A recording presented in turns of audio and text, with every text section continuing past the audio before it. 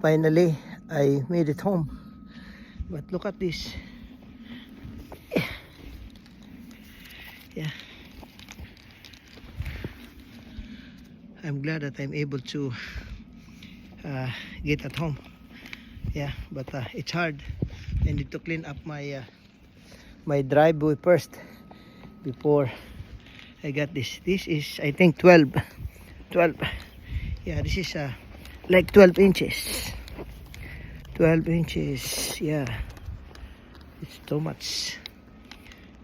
It's not yet done. Didn't stop yet. Yeah, I don't know where I can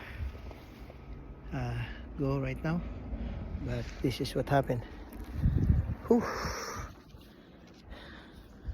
Look at my my backyard, my front yard. Yeah, even my porch. Look at that.